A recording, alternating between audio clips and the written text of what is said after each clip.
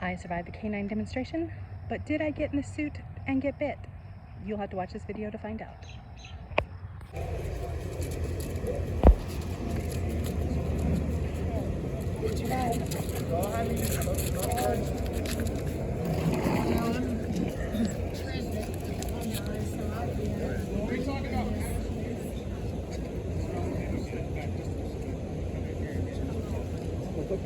Talk about agitation work with these dogs. He knows this game. But what I'm going to do is I'm going to get him worked up. Because right now I'm just talking normal. He knows the suit. But I'm going to grab his attention and I'm going to get him worked up. And I'm going to go in, I'm going to try and make him miss. It's frustrating. Like I said, these dogs have different personalities. This dog does not bark during work. He's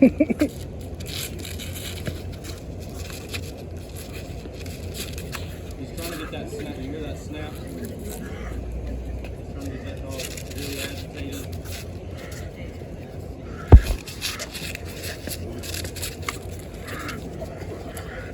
We don't expect you guys, we're not going to be doing this. We already signed our waiver. Boy! So as you go, I can see like this all day. He's frustrated with it and he puts into it. So what you have to do as a decoy is let him know that you're coming. Oh, good boy.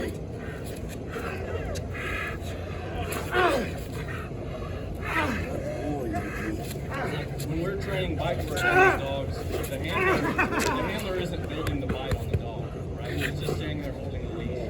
The decoy is doing all the work to try to get a good solid bite from that dog. So if you don't have somebody that knows what they're doing in the suit, you can start having problems with the dog. What we want the dog to do is to bite and hold the suspect, right? We don't want a dog that bites all over the face. We have to take somebody to the hospital with 15 bites. This makes the fight. We don't want a dog to bite.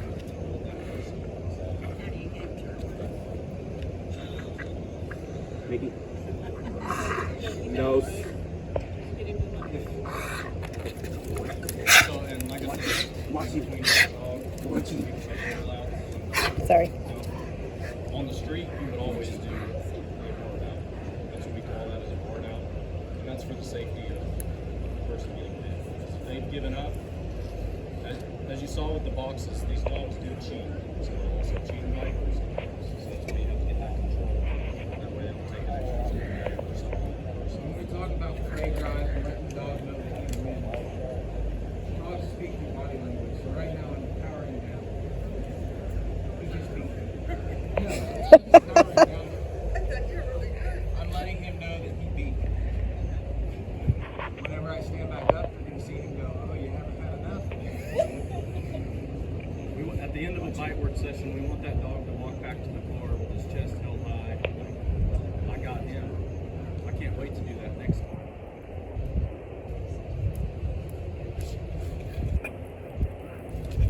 See how he immediately comes back to life? He thought he beat me. Now I'm back.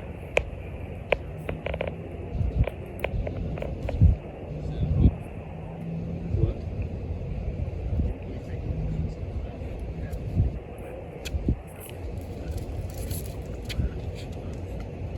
No.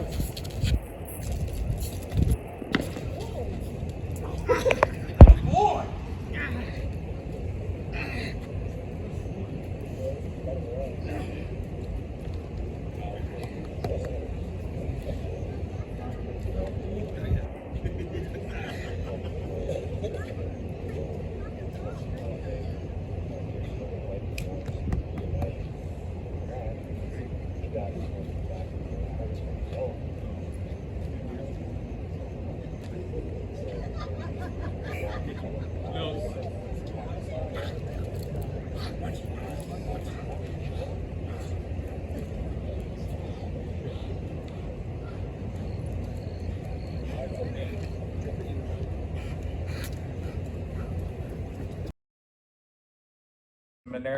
Femoral nasal gland, they can separate them.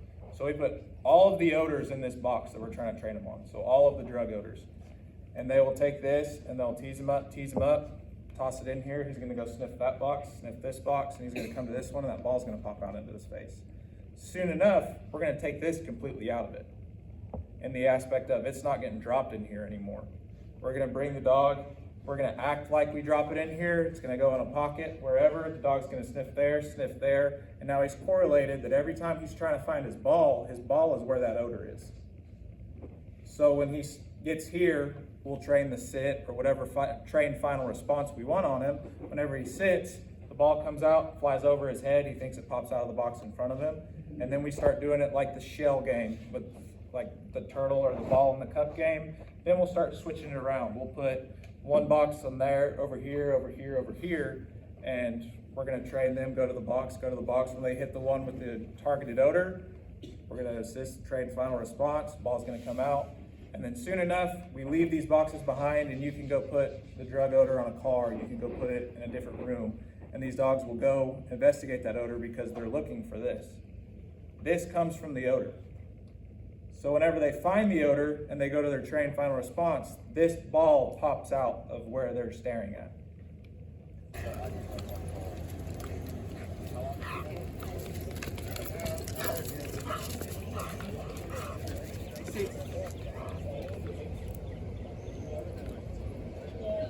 So this is Rocky. He's a Belgian Malinois, sent from Fawn Lake.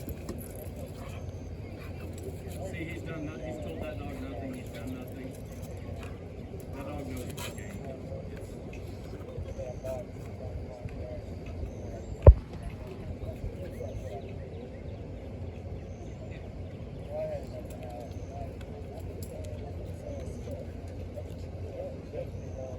See, he just tried to trick him right there. He just stuck his nose in the box and goes, give me the ball. So that's on him to go. He didn't see those other behaviors that we need for the dog to have alert. He'll sit here all day.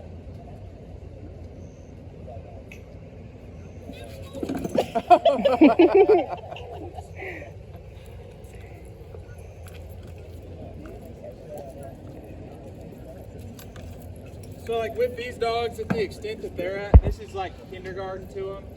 This is like if we came in there to you guys, just gave you coloring books of dogs and said, here, loaf. Like,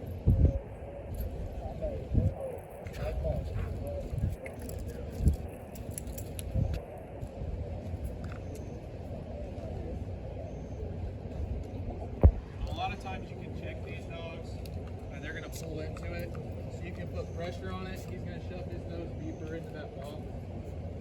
Like earlier, whenever he tried to play me, I could pull him off of that other box. Like we said, he's trying to throw that ball so that dog thinks it's popping out of that box. You'll see with my dog, when they catch you throwing that ball, and they learn that it's coming from you and not the box. And He's going to go right back into it. At this point, he's staring at it. as you guys can see, he's very excited to do his job. He's going to shove his nose and he's going to get as close as he can. Pull through it. Show me some.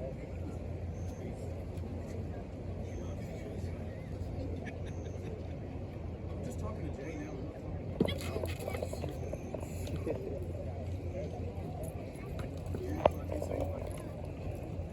But like we said, with the harnesses, we like running them just because it's very easy to control these dogs. He's a whole lot of muscle and a whole lot of weight for a 6-foot leash just being hooked to him right here. We can pick them up, we can control them. They're a lot easier to control if you can get their front feet up off the ground. You can just walk them around like this. He's like, give me the toy.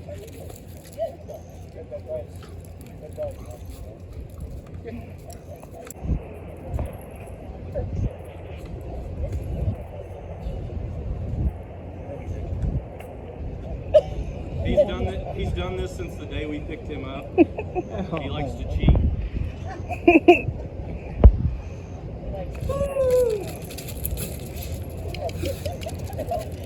Little boy.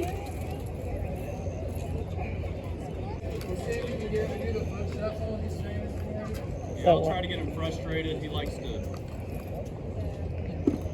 Like I said, they all have their own little weird quirks. different types of alerts. You.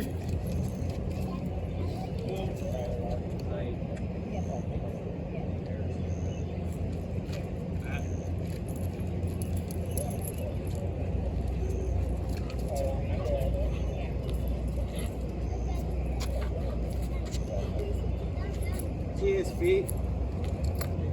Show me. Show me. Show me. He's like, it's in this box.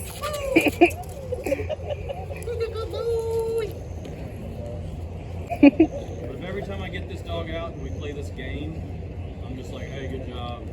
He's gonna get bored with it too. So we've got to keep all the games fun and exciting. Here. Heel. Close. Aww. Nice.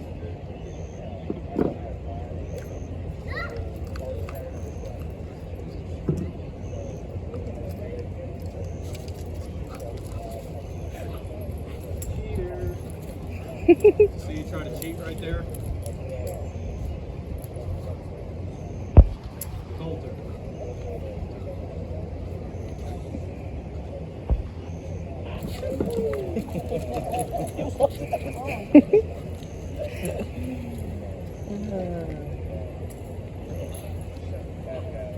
So these dogs have done this so much, all we're doing is holding them back with this leash and slowing them down. They could do all these tasks without us. We just have to drive the car, pretty much. If they learned how to drive, the department would probably fire us. It'll be a sad day for you. Yeah.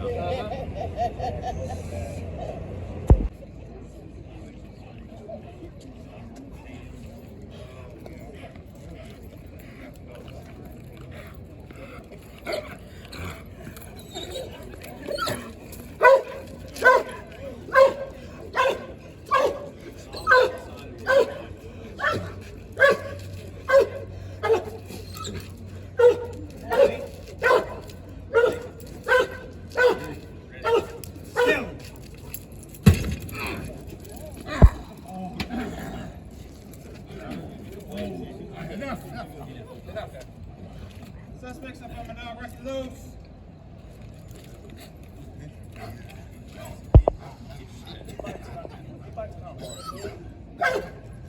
Go ahead and power off.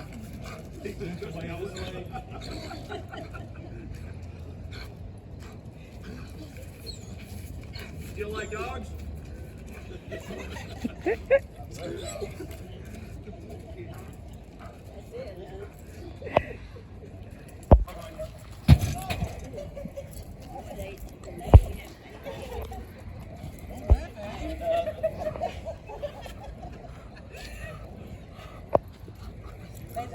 Hey. Let him know he's winning. Ouch, ouch.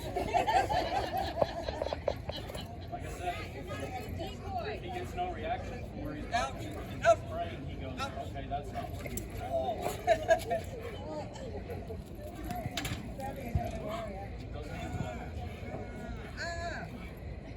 It's so realistic. All right.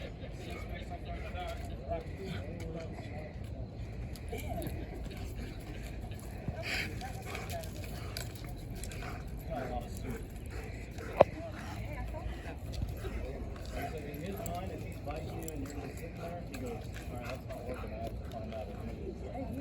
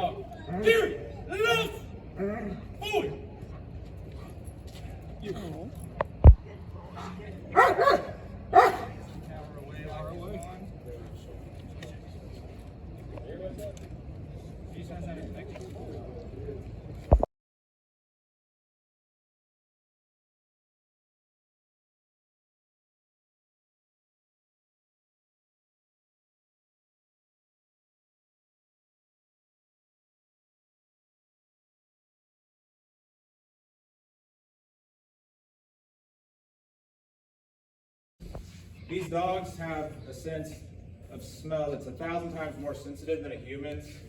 They actually have, where is it actually at? Right here is a gland that they have called a vomeral nasal gland.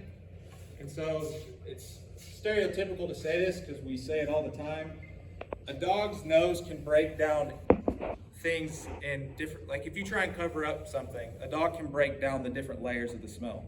So therefore, the stereotypical saying is, if you walk into a house and you smell stew, a dog walks into the house and he can smell every single ingredient that's layered into that. He can smell the peas, he can smell the broth, he can smell the carrots. So when we have people that try and spray cologne or light a cigarette in the car to try and cover up whatever smell they have going in their car, a dog's smelling straight through that. They're trying to beat them, but they just can't because a dog has that vomeral nasal gland. We'll do proactive patrols around the city, or if an officer calls us to run a free air sniff of a car, running the exterior of the car for drugs. Building sniff is more what we'll do on search warrants. So with his explosive dog, he'll go to schools, school parking lots, large crowded events, like 4th of July in the park, things like that. He's going to be running a lot bigger open areas doing firearms screening and explosive screening, kind of pre-event stuff. But packages, sometimes we'll get called to FedEx, like we got called to FedEx while they were trying to ship out 50 pounds of marijuana because the whole FedEx store smelled like it. So we ended up going in there and running FedEx. Parking lots, anywhere, bomb threats, anything along those lines, that's where he comes in. But on the patrol side of things, when we mean patrol, we're talking about the apprehension, the bite side of it. Tracking down fleeing suspects, building searches, looking for people, article searches. Say we get in a foot pursuit with somebody, we know they had a gun or we know they had something on them before they took off, and whenever we catch them at the end, they no longer have it. We can deploy a dog, give him a command, and he will go look for it and find it.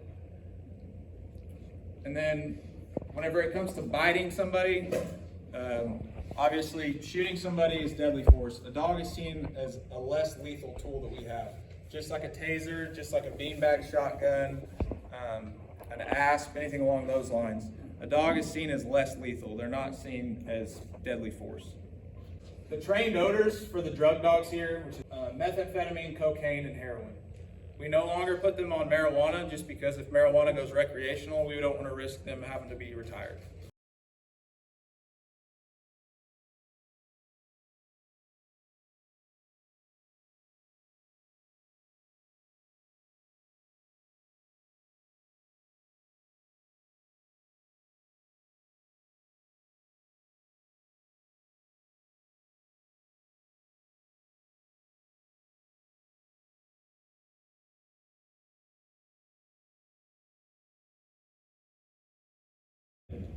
You know, Mickey and I are utilized mostly for city events, parades, that kind of stuff. I do work all the football games. I do the basketball games for advanced kind of search thing. If the school requests me, I'll come out and I'll run parking lots and stuff like that. Good. Oh, we'll still use. Oh. Didn't I just cover that one? Bomb threats, suspicious packages. I can be used on search warrants, and he's a dual-purpose dog, so he can track, he can do article searches. He does everything that their dogs do except for the narcotics side of it. These are working dogs. They are not pets. The city builds these kennels in the handler's backyard for them to stay when they are off duty. When the dog retires from service, the dog's first handler is given priority to see if they'd like to purchase their previous partner from the city. If the first handler declines or is no longer available, then the current handler is given the opportunity to purchase the animal, where they can go on to enjoy their retirement and now can become more of a pet and acclimate to civilian family life. Did I get in the suit? No. I tried my best, but it was not happening. The suits are very rigid, stiff, and absolutely have no give. I have too much junk in my trunk, and I am too short to have shimmied into the suit to be able to wear them properly. So I did the next best thing. Keep watching to find out what I did. Grab his attention with it, slap it. Oh, he's already got attention. Oh, Boy. Boy, Mickey. See where he's keeping back pressure on him? And you can lean back against it. You sit here and move it around. And you can feel how strong he is. Whenever you're done with it, you just slip your arm out. Just like that. And he wins. He gets in there. Just lean this out.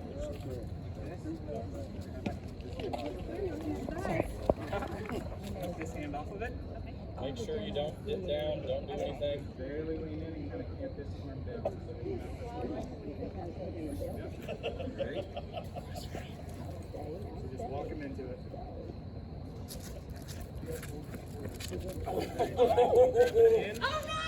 Good boy, good boy. Good boy. Good boy, Mickey. So lean back against him. See how he's just locked in? Release a low pressure jet. Oh, good boy. Good boy.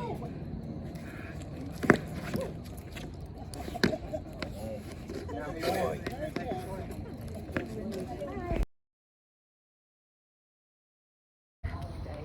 Walk him into it. Grab the hand. Good boy, good boy. Good boy. Good boy, Mickey. So lean back against him. See how he's just locked in? Release a low pressure jet. Oh, good boy.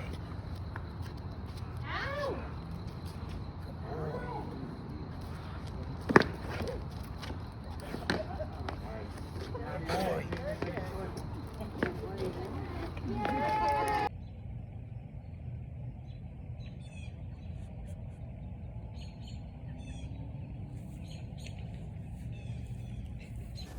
Come back next week to find out what Citizens Police Academy topic we will discuss. As always, thanks for watching. Bye for now.